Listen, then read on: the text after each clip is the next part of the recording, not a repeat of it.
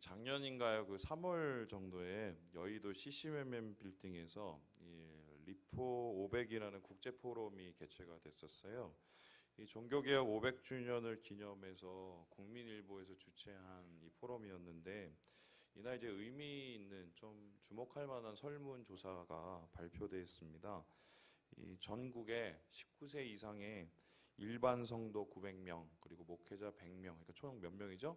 1000명의 기독교인들을 대상으로 조사했는데요. 이 제목이 이랬습니다. 교회와 사회 개혁을 위한 개신교인 설문조사. 그러니까 뭐 쉽게 설명하면 우리 한국 교회는 무엇을 개혁해야 되나, 한국 교회가 해결해야 될 과제는 뭐냐, 뭐 이런 질문들이었어요. 설문 항목들이 뭐 여러 개가 있었지만 제가 가장 관심이 있었던 부분은 바로 이건데요. 이 현재 출석 교회 선택 이유. 물론 이전에도 이런 항목의 설문은 있었습니다. 그런데 이제 제가 궁금했던 게 어떻게 지금 변하고 있을까? 그 추이가 되게 궁금했어요. 최근 이 한국 교회에 잇따라서 발생하고 있는 문제들이 이 교인들의 의식과 마음 속에 어떤 영향과 변화를 주었는지 제가 알고 싶었습니다. 그런데 이제 결과는 예상을 빗나가지 않았는데요. 보시는 것처럼 우리가 이렇게 물어보면 대부분 한 10명 중에 3분은 나는 왜 우리 교회를 다니느냐, 이 교회를 다니느냐, 목회자 설교 때문이라는 게 28.5%였습니다. 근데 여기서 이제 주목할 만한 변화가 2012년도에는 거리가 가까워서 교회 다닌다는 게 사실 1등이었어요. 30%가 넘었는데 11%가 감소를 했습니다. 이제 대신에 이 교회 활동 내용이나 이미지 보고 간다라고 이렇게 얘기한 분들이 5%나 늘었어요. 그러면 이제 이걸 정리해 보면 이런 건데요. 교회가 좀 멀더라도 설교 좋고 이미지 좋으면 내가 거기까지 갈 마음이 있다. 이렇게 이제 사람들의 마음이 조금씩 변하고 있는 것입니다. 이러한 이 변화는 다른 문항에서도 확인이 되는데요. 기독교인이면서 교회 다니지 않는 이유가 뭔지를 물어봤더니 즉 뭐 교회 안 다니는 분 하지만 신앙이 있는 분을 가서 우리는 안 나가 무슨 교인? 가나안 교인이라고 하잖아요. 안 나가 가나안 교인. 그런데 이 이유 역시 목회자 때문이었습니다. 목회자의 나쁜 이미지 때문이라는 대답이 제일 많았어요. 27.3%나 됐고요. 보시는 바와 같이 많이 늘었어요. 한 3%에서 5% 정도가 늘었고요. 이 설문 결과를 총평해 본다면 이런 거예요. 이 목회자가 어떤 사람인지가 교회 선택, 교회하고 생활하고 가장 중요한 이유라는 말입니다. 이런 흐름은 이제 미국 교회와도 굉장히 비슷한데요. 2014년에 미국 그 종교 전문 여론 기관인 퓨 리서치 센터라는 곳에서 똑같은 질문을 했는데 83%의 교인들이 목사님의 설교 때문에 다닌다라고 얘기했습니다.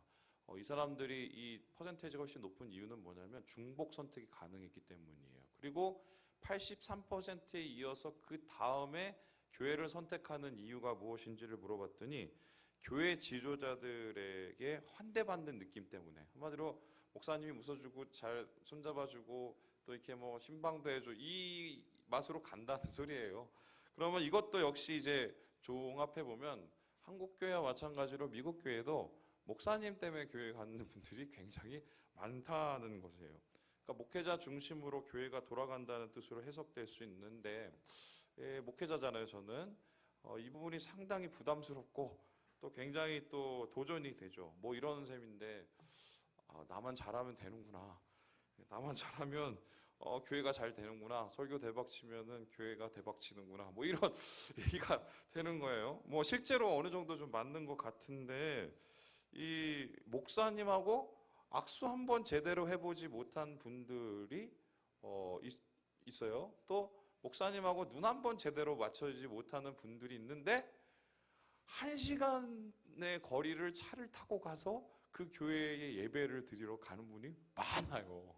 그리고 심지어는 교회가 좀 되게 부흥하거나 좀 큰 교회 같은 경우는 앉을 자리가 없어서 1시간 전에 또 도착을 해야 됩니다.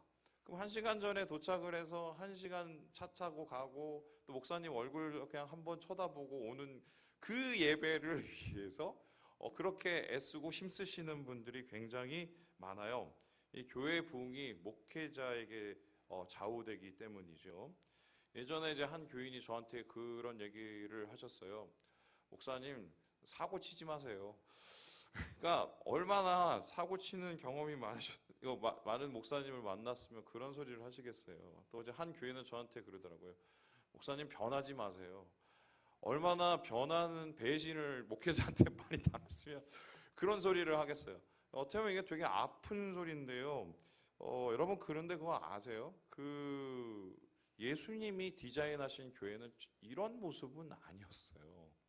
목회자 때문에 웃고, 목회자 때문에 울고, 목회자 때문에 교회 가고, 목회자 때문에 교회 안 나가는 그런 교회를 주님이 만드신 계획은 없었습니다. 몇 년 전에 이찬수 목사님이 송구영신 예배 때 이런 설교를 하셨는데요. 좋은 목사보다 좋은 교인이 있는 교회가 좋은 교회다. 좋은 교회란 좋은 목사가 아니라 좋은 교인이 있는 교회. 그리고 좋은 설교보다 좋은 만남이 있는 교회가 좋은 교회다. 제가 이게 굉장히 점잖게 얘기해서 그렇지 거의 그 알기 힘든 경상도 사투리를 섞어가면서 뭐 이렇게 설교를 하셨는데 교인들이 자신에게 와서 목사님 이사 가는데 거기 가서 어떤 교회 다닐까요? 라고 물어보면은 그렇게 좋은 교회를 추천하겠다는 거예요. 좋은 만남, 좋은 교인. 저도 이 의견에 적극 동의합니다. 왜냐하면 성경이 이렇게 얘기를 하고 있기 때문이에요. 제가 아는 한 교회는 최소한 건물이 아니고요. 최소한 목사와 그 일당들도 아닙니다. 교회는 교회 건물은 껍데기죠. 그리고 목회자는 교회를 섬기기 위한 하나님의 사용하신 도구일 뿐이에요. 그렇다면 이제 질문을 해봅니다. 교회란 무엇인가? 교회는 성경에서 뭐라고 얘기를 하고 있는가? 에베소서 2장 22절에서 교회를 이렇게 얘기하고 있습니다. 우리 같이 한번 읽어볼까요? 시작. 너희도 성령 안에서 하나님이 거하실 처소가 되기 위하여 헌금 많이 내서 좋은 교회당 예배당 짓고 떵떵거리며 살라 이렇게 바울이 얘기한 게 아니라 네가 교회라고 얘기했어요. 너희가 함께 지어져 가야 된다고 얘기하고 있습니다. 바로 교회는 교인이에요.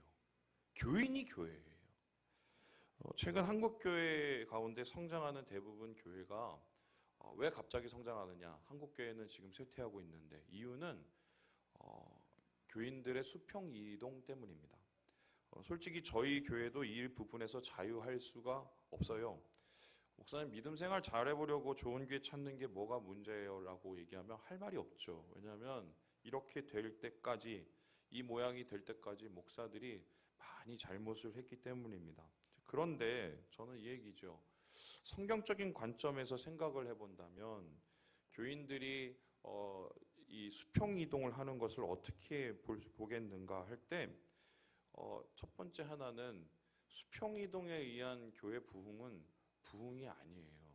그리고 두 번째는 뭐냐면 수평 이동은 교인이 옮긴 건데 사실은 교인이 옮긴다는 것은 교회가 이사를 가는 겁니다. 그러니까 정확하게 표현하는 뭐냐면 지금의 교회의 한국 교회의 현실은 뭐냐면 교회들이 계속 이사 다니고 있는 형국이에요. 그런데 문제는 이사가 잦은 탓에 교회의 뿌리와 정체성이 흔들리고 있다는 것인데요. 이찬수 목사님 말씀처럼 교인이 좋은 교회, 만남이 좋은 교회가 진짜 좋은 교회인데 교인이 이동하니까 만남이 깨어지지요. 또 교회가 이동하면서 교회의 의미를 잃어가지요. 그러면서 교인이 누려야 될 진짜 은혜들을, 진짜 하나님이 주신 은혜들을, 교회를 통한 은혜들을 우리가 지금 잃어가고 있다는 것이죠. 오늘 이 설교 들으면서 많이 마음이 불편하실 수 있어요. 아마 불편한 거로 따지자면 제가 제일 불편해요. 만일에 오늘 이렇게 설교를 하고 나서 다음 주일에 안 나오시죠? 그러면 이제 아마 머릿속이 복잡해지면서 이제 잠자기는 글렀어요. 아마 이런 거죠. 이제 겨우 100명 넘어가려고 하는데 저 목사가 미쳤나 보다. 거리 끼죠. 걱정되죠. 그런데 그럼에도 불구하고 제가 말씀을 전하는 이유가 무엇인가? 꼭 필요하기 때문이에요. 그것도 바로 지금. 이제 우리가 뭘 해야 되냐면 이제 이 질문에 대답을 해야 돼요. 이 질문이 뭐냐? 우리는 무엇인가? 우리는 무엇인가? 이제 우리 교회가 보수하고 또 예배를 드리고 함께 무엇을 만들어가는 이때에 이 질문 대답을 안 하면 그냥 그렇고 그런 한마디로 사람 끌어다가 모아서 그냥 교회 부흥시키다가 끝나는 건물 짓다 끝나는 교회가 될 게 분명하기 때문입니다. 목사님, 우리가 뭐냐뇨? 그런 뻔한 질문이 어디 있어요? 우리는 혼삼일 교회죠. 이렇게 얘기하시는 분들은 참 고마운 분들인데요. 근데 반면 이렇게 아직 대답하기 힘드신 분들도 많으실 거예요. 아마 오신 지 얼마 안 되셨거나 아직까지 이제 완전히 마음을 정하시지 않으신 분들은 더욱 그렇겠지요. 충분히 이해하고요. 그런데 이제 따지고 보면 저도 새 가족이에요. 교회 온 지 지금 3년도 안 됐어요. 저도 지금 정착 중이고요. 우리는 한번 생각을 해볼까요? 우리는 호원삼일교회, 이 대답을 왜 쉽게 하지 못하는 것일까? 분명히 그런 이유가 있을 것인데 그 이유 중에 가장 큰 이유는 아마 이걸 겁니다. 어떻게 될지 몰라서. 그죠? 뭐 이미 겪었던 상처, 또 이미 보았던 여러 가지의 일들, 그러니까 마음이 쉽게 열리지 않는 것이지요. 뿐만 아니라 기존 교인들 중에서도 나는 호원삼일교회, 우리는 호원삼일교회라는 것을 부인을 할 수 없으나 그러면은 호원삼일교회 교인으로서 좋은 만남, 좋은 교인을 내가 지금 교제하고 있는가? 이 질문을 한다면 아마 쉽게 대답하지 못하시는 분들도 있을 겁니다. 어떤 일이 있었기 때문 아니겠어요? 어머니가 예전에 저 어릴 때 가끔 이런 얘기 하셨어요. 아유, 내 신앙 내가 지켜야지. 내 신앙 내가 지켜야지. 지금 생각해 보면 참 아픈 얘기예요. 아마 제 기억으로는 그때 이 얘기 하셨을 때가 교회 목사님이 세 명의 여인과 바람이 나서 교회가 완전히 박살이 난 후에 아버지가 그것 때문에 시험에 들고 또한 교회가 완전히 엉망진창이 된 그걸 경험하고 아마 이 얘기 하셨을 텐데요. 웬만한 상처 아니고선 말하기 힘든 이야기죠. 그런데 한번 생각을 해보면 내 신앙 내가 지키기 위해서 꼭 호원삼일교회를 나와야 될까요?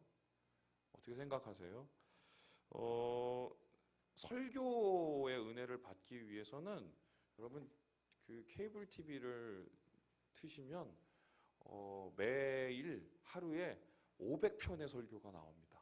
이런 나라가 없어요. 그것도 여러분이 좋아하시는 훌륭하시고 인격적으로 뛰어나신 설교 잘하시는 달변의 목사님들의 설교를 골라서 들을 수 있어요. 골라서 은혜를 받을 수 있죠. 사실 말씀의 은혜를 받으려면 그 편이 훨씬 낫습니다. 그리고 뿐만 아니라 그래도 목사님 예배는 교회 가서 드려야죠 라고 얘기하면 우리 교회보다 훨씬 좋은 시설의 예배당을 가진 교회가 많이 있습니다. 여기 강 건너 가도 저기 크고 좋은 지하에 몇 층까지 내려가서 몇천 명이 앉은 좋은 교회가 있어요. 저도 가는데 가만히 앉아도 저절로 기도가 돼요. 되게 좋아요. 되게 좋아요. 그런데 어떻게 보면은 이 좋은 예배당, 좋은 환경을 원하면 우리 교회는 좋은 환경이 절대 아니죠. 이제 그렇게 하실 수 있는데도 여러분이 오늘 여기에 오셨잖아요. 간판도 제대로 세워지지도 않고 종탑도 없는 이 교회에 오셔서 예배 드리고 계십니다.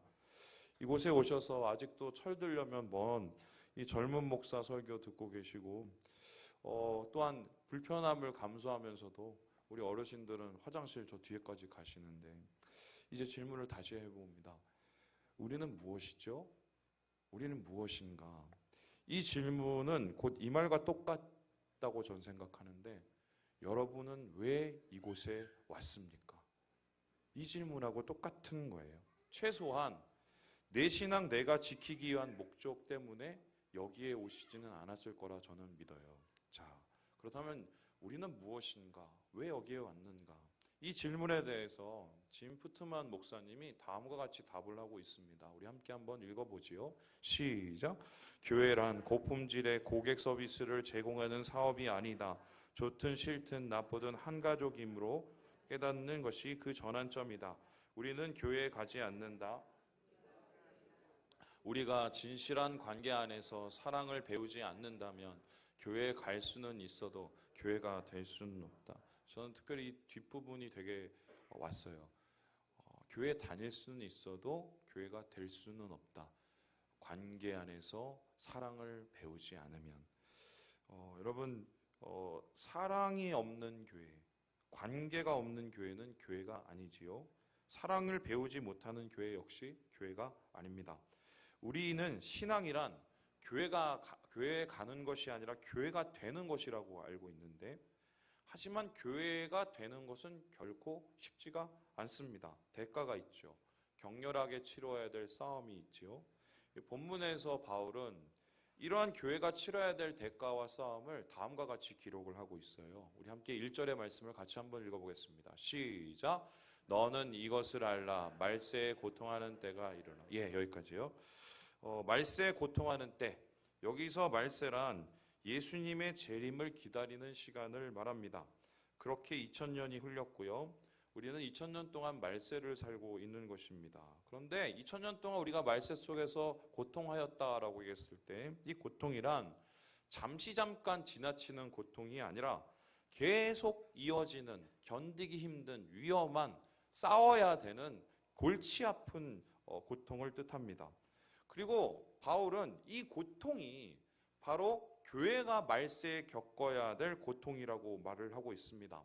그렇다면 당시 이 편지를 받은 이 에베소 교회에는 어떤 고통이 있었을까? 이 밖으로는 유혹과 핍박이 있었고 안으로는 진리에 대한 도전이 있었습니다. 그런데 에베소 교회가 당하고 있고 직면하고 있는 가장 큰 고통은 핍박이나 도전이 아니었어요. 무엇이 문제였냐? 바로 내부의 문제, 사랑의 고통, 사랑의 결핍이었다는 것입니다. 공동체의 갈등과 분열, 세상과의 타협과 부패, 이 고통의 핵심에는 사랑 없음이 있었습니다. 그리고 이 고통을 해결할 수 있는 방법 역시 사랑을 찾는 것 외에는 없었다는 것입니다. 저는 그래서 이 교회의 고통, 말세 때 교회가 쌓아야 될 고통을 사랑 전쟁이라고 얘기하고 있습니다. 무슨 삼류 소설 같이 좀 별로 시덥지 않은 이 제목이지만 맞아요. 에베소 교회는 사랑을 위해 싸우고 있었습니다. 하나님 사랑하고 형제 사랑하고 자매 사랑하고 이웃 사랑하기 위해서 이 고난을 경험하고 있었던 것이죠. 그런데 특별히 이들이 싸웠던 이 사랑 전쟁은 무엇과의 전쟁이냐? 바로 잘못된 사랑과의 전쟁이었던 것입니다. 바울은 에베소 교회를 공격하고 있는 잘못된 사랑을 다음과 같이 소개하는데요. 우리 2절의 말씀을 같이 한번 읽어보죠. 시작. 사람들이 자기를 사랑하며 돈을 사랑하며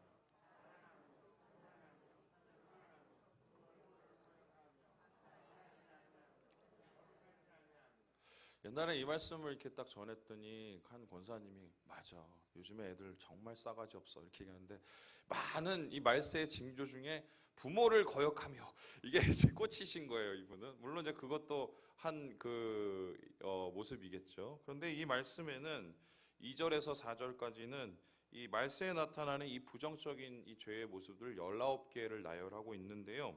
한번 읽어볼게요. 교만, 비방, 거역, 배은망덕, 무례함, 무정함, 반항, 뒷담화, 무절제, 잔인함, 선을 싫어함, 배신, 조급함, 교만함 등. 여러분 이것은 결국 무슨 것이냐면 관계에 대한 얘기예요. 관계를 무너뜨리고 관계를 엉망으로 만드는 것입니다. 그렇다면 말세에 교회가 싸우고 있는 이 잘못된 사랑의 대상은 무엇이냐? 결론적으로 관계를 무너뜨리고 사람다움을 무너뜨리고 가족을 무너뜨리고 공동체를 무너뜨리는 지금 굉장히 망가져버린 왜곡된 사랑을 뜻하는 것입니다. 그런데 여기에서 특별히 이 잘못된 사랑은 세 가지로 정리할 수 있는데요. 사랑의 대상이 바뀐 것, 사랑의 방법이 틀린 것, 사랑의 목적이 다른 것입니다. 그러니까 쉽게 설명하면 이런 거예요. 대상이 바뀌었다. 원래는 하나님을 사랑하고 우리 사람을 사랑해야 되는데 자기만 사랑합니다. 자기만. 또 뿐만 아니라 돈이란 사람을 위해 존재하는 거죠. 또 교인들에게 돈은 섬기기 위해서 존재하는 건데 무엇을 합니까? 돈만 사랑해요. 사람이 아니라. 또 뿐만 아니죠. 생명을 위해서 하나님이 생육하고 번성하라고 우리를 부르셨는데 생명을 위해 살고 생명을 사랑하는 게 아니라 자기의 쾌락과 즐거움만을 위해서 사랑한 겁니다. 결국 이 마지막 때의 잘못된 사랑의 뿌리가 무엇이냐? 이기심이죠. 자기만 생각하는 이기적인 마음, 자기만 옳다는 이기적인 중심적인 생각들. 대상이 바뀌어버린 잘못된 사랑은 그 방법조차 뒤틀립니다. 남을 세우지 않고 깎아내리죠. 위로하기보다는 짓밟아 버립니다. 은혜를 모르고 배신합니다. 악으로 선을 갚습니다. 왜 그럽니까? 그렇게 무너뜨려야 내가 살기 때문에, 그렇게 죽여야 내가 대우받기 때문에, 그리고 그렇게 없애버려야 내가 이기기 때문이죠. 결국 이 잘못된 사랑의 목적은 내가 최고가 되는 거예요. 내가 최고가 되는 것, 나만 올라지는 것. 여러분, 죄송한 말씀이지만 한국교회는 이미 이 싸움에서 밀리고 있어요. 교회 안에 잘못된 사랑이 뿌리를 내리고 있습니다. 최근에 여러분, 이 교회를 계속해서 시끄럽게 하고 있는 이 목회자 세습 문제. 지난주에 또 한 교회가 또 목회자 세습을 했어요. 큰 교회에서. 목회자 세습 뭐 보는 관점에 따라서 다를 수 있겠지만 중요한 게 이건 아니잖아요. 이 교인들을 전혀 생각하지 않는 거잖아요. 왜 이분들이 이런 일을 하는가? 왜냐면 결국 잘못된 사랑이에요. 뭐요? 교회가 죽어도 목사만 살면 된다는 생각 때문입니다. 자기를 사랑하고 돈을 사랑하는 잘못된 사람, 나만 인정받고 나만 최고가 되겠다는 이 잘못된 욕망이 지금 교회를 파괴하고 있죠. 목사님, 그분들하고 우리하고 별로 관계도 없어요.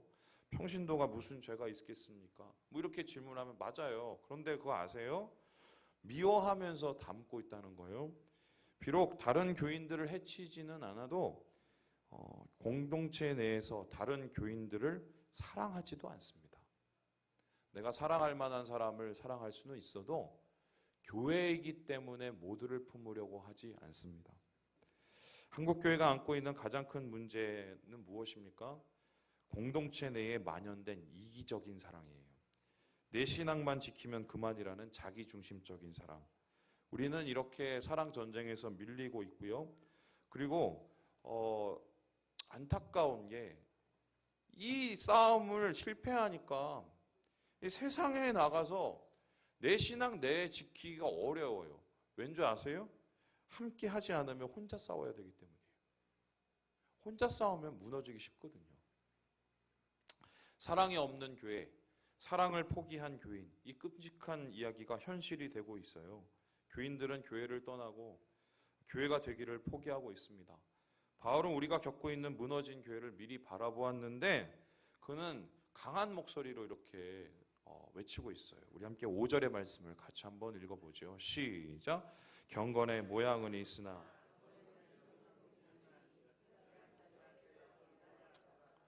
여기서 말하는 경건이라는 것은 앞서 나열된 이 말세에 나타난 부정적인 모습, 잘못된 사랑의 열매들을 이길 수 있는 힘입니다. 잘못된 사랑의 열매를 이기기 위해서는 제대로 된 사랑을 하는 것밖에 없지요. 예수 그리스도의 참 사랑을 우리가 입고 그 사랑을 나누는 것이 바로 경건인 것인데요. 그런데 바울은 이 사랑 전쟁에 패배하고 있는 교회, 이 교회가 더 크게 겪어야 될 혼란을 봤어요. 그건 뭐냐? 사랑이 없으면서 사랑이 있는 척 하는 겁니다. 사랑을 하지 않으면서 사랑하는 척 하는 거죠. 잘못된 사랑을 하면서도 참사랑을 하는 신용을 하고 있는 이 외식, 위선이 이 교회를 허물어뜨리는 가장 큰 문제가 될 것이라고 이야기를 하고 있는 것입니다. 사랑의 결핍보다 더 심각한 게 뭡니까? 사랑의 가식적인 사랑인 것이죠. 껍데기 사랑, 껍데기 신앙. 경건을 자신을 포장하는 수단으로 이용하는 신앙. 바울은 이에 대해서 단호하게 말합니다. 돌아서라, 떠나라. 한마디로 뭐예요? 껍데기 신앙은 가라. 이렇게 얘기를 하고 있는 거예요. 여러분, 브루스 바톤이라는 학자가 이 부분에 대해서 이렇게 주석을 달고 있어요. 같이 한번 읽어보죠. 시작. 오늘날 많은 사람이 성경을 휴대하고 교회에 출석하며 입바른 소리를 하지만 그들의 삶에서 영적인 능력의 증거는 하나도 보이지 않는다.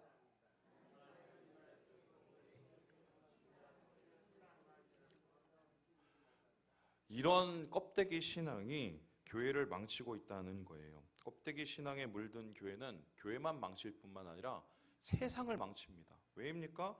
하나님께서 교회를 세우신 이유는 빛이고 소금미로 삼기 위해서 세우셨지요. 그런데 교회가 엉망이 되면서 껍데기 신앙에 빠지면서 비추지도 않고 맛을 내지도 않으니 우리가 사랑을 포기하니 세상에는 빛도 없고 소금도 없는 것입니다. 그때 교회는 한마디로 그렇게 무너져 버리죠. 말로만 끝나는 신앙, 삶과 분리된 예배, 사랑을 포기한 교회가 어떻게 세상을 변화시킬 수 있겠어요? 초대교회 중에 가장 문제가 많았던 교회가 고린도 교회인데요. 고린도 교회가 왜 그렇게 혼란스러웠냐를 따지면 능력이 없어서? 아니요, 능력이 엄청 많은 사람들이었어요. 돈도 많았어요. 지식이 없어서 똑똑하고 말씀 전하는 이 황금의 입도 있었습니다. 또 성령의 역사가 없어서 은사자들이 수두룩했어요. 근데 고린도 교회가 왜 그렇게 엉망진창의 교회가 됐느냐? 단 한 가지가 없었어요. 뭐지요? 사랑이에요. 여러분, 갈라디아서 5장 22절에서 24절까지 보면 사랑의 열매, 성령의 열매를 얘기하면서 8가지 열매를 제시하잖아요. 근데 이 8가지 열매가 결국 뭔지 아세요? 관계에 대한 거예요. 그리고 이 성령의 열매를 처음 설명하면서 뭐라고 하냐면 성령의 열매 처음에 사랑이라고 얘기를 하고 있습니다. 그러면 이제 우리는 성령 충만을 좀 다르게 해석을 해야 돼요. 성령 충만 병 낫게 하고, 성령 충만 예언하고, 성령 충만 방언하고. 여러분, 아니에요. 이건 그냥 드러나는 거예요. 진짜 성령 충만은 뭐예요? 사랑이에요. 관계예요. 교회가 되는 거죠. 하나님이 왜 우리에게 성령을 주셨나요? 성령으로 사랑하고, 성령으로 사랑하고, 성령으로 교회를 세우게 하시기 위해서 우리를 하나님께서 그렇게 만드신 것입니다. 그렇다면 성령 충만한 교회, 사랑 충만한 교회가 실천해야 될 사랑의 모습은 무엇인가? 저는 이에 대해서 오늘 말씀 준비하면서 특별히 이 말씀이 굉장히 왔어요. 우리 함께 우리 로마서 12장 15절 말씀을 같이 한번 읽어보겠습니다. 시작. 즐거워하는 자들과 함께 즐거워하고. 여러분, 제가 왜 예수님을 좋아하는 줄 알아요?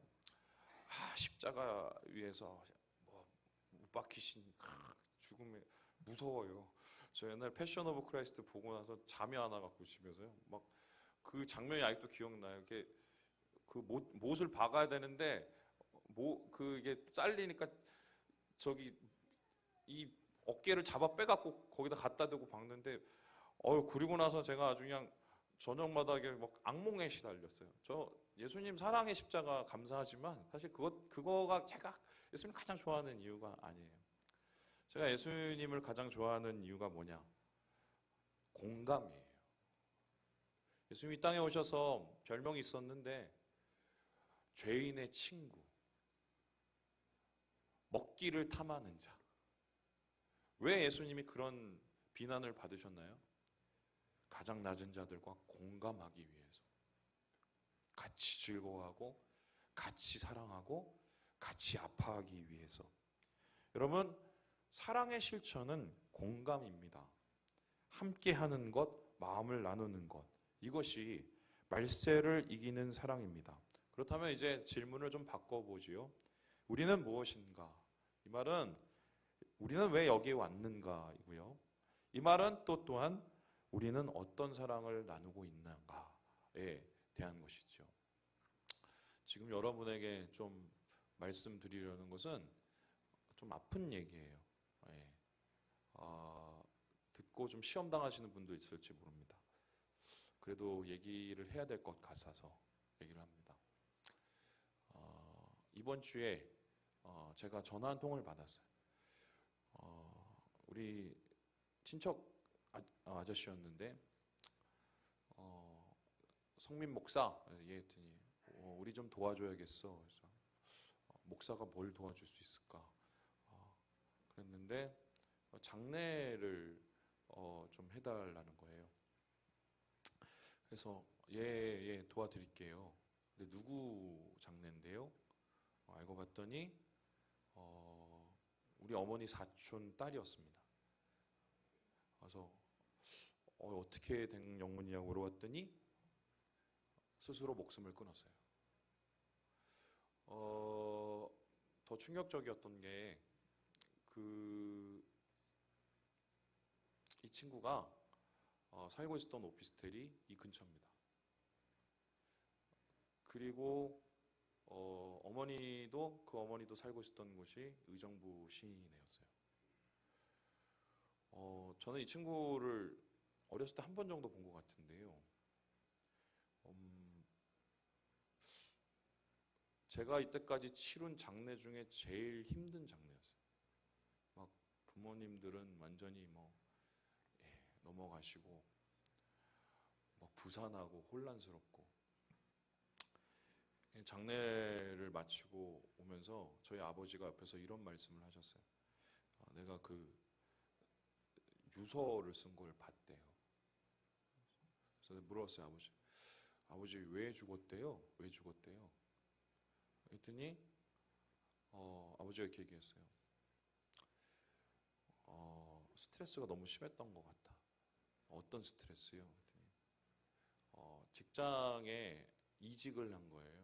이직을 했는데 새 직장에 올 1월 초에 이직을 했는데 2주를 채 참지 못하고 퇴사를 했어요. 엄청난 이제 압박을 받은 거죠. 그래서 이 편지에 이렇게 써 있대요. 엄마, 더 이상 회사를 다닐 자신이 없어. 이 세상에 나 혼자 있는 것 같아. 엄마 미안해요. 이렇게 말을 쓰고 통장 차곡히에 넣어서 보관해 두고 그렇게 스스로 목숨을 끊은 거예요. 더 충격적인 게 이 장례 자리에 남자친구도 왔어요. 근데 남자친구랑 원래 이번 가을에 결혼하기로 돼 있었대요. 그러니까 여러분 이해가 안 되시겠지만 이 친구가 당한 그 스트레스와 어려움과 그 슬픔과 아픔을 남자친구조차 해결을 못 해줬던 거예요. 이런 얘기를 어제 청년들하고 좀 얘기를 했는데 직장 다니고 있는 청년이 저한테 그런 얘기를 하더라고요. 목사님, 저도 그런 느낌이 많이 들어요. 혼자 자취하는 친구들은 더 심할 거예요. 그리고 죄송한 얘기지만 솔직히 우리가 까놓고 얘기해 보면 우리가 가장 힘들 때 배우자는 그렇게 도움이 안 되는 것 같아요. 이상하게 보세요. 왜냐하면은 이게 서로 부담이죠. 안타까운 게 이 친구가 교회를 다녔던 친구예요. 그것도 의정부 제일교회를 아마 다녔을 거예요. 이 어머님도 교회를 다니시던 분이셨어요. 근데 어떤 일 때문에 교회를 방학하신 거죠. 집에 오는데 그날 잠을 못 잤어요. 막 머릿속에 어떤 막 자책이 밀려오는데 내가 좀만 좀 빨리 알았으면 어떻게 좀 도와줬을 텐데, 좀 아무리 힘들어도 내가 얘기를 잘 들어줄 수 있었을 텐데, 이러면서 물론 한계가 있겠지만 그러면서 이런 생각으로 발전이 되더라고요. 어쩌면 이 편지의 주인공이 내가 될 수도 있었겠구나.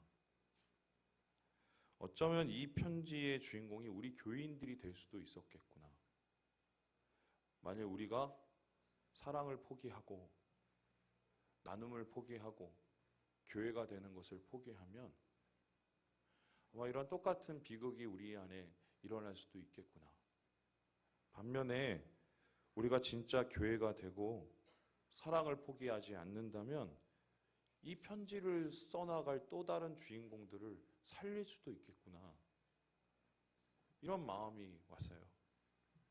여러분, 우리는 무엇입니까? 우리는 교회입니다. 우리는 무엇입니까? 호은삼일 교회입니다. 예수님은 우리 교회 주인이시고 머리이십니다. 교회 주인 되시고 머리 되신 예수님께서 말씀하십니다. 함께 기뻐해라. 함께 울어줘라. 우리가 교회가 된다는 것은 옆형제 자매를 마음을 공감하고 함께 울어주고 함께 웃어주는 거예요. 나눔과 서로에 대한 공감을 통해서 진정한 교회가 세워지는 것이죠. 그리고 주님께서는 우리에게 더불어 얘기하시죠. 호원동 그리고 외미마을에 죽어가는 영혼 살리기 위해서 사랑으로 교회 세워가라고 말씀을 하십니다. 저는 이 교회를 꿈꾸고요. 이 사랑을 꿈꿉니다. 우리 교회가 그런 교회가 됐으면 좋겠어요. 사람 살리는 교회. 사랑으로 교회를 세우고 사랑으로 세상을 구원했으면 좋겠어요. 말씀을 마치려고 합니다. 주님의 거룩한 교회로 세워지는 여러분, 여러분이 교회예요. 우리가 교회예요. 우리가 사랑할 때 교회는 세워집니다. 세상을 비춥니다. 사람을 살립니다. 귀한 은혜를 동참하시고 귀한 사역을 감당하시는 사랑하는 지체 되시길 주님의 이름으로 축원합니다. 기도하겠습니다.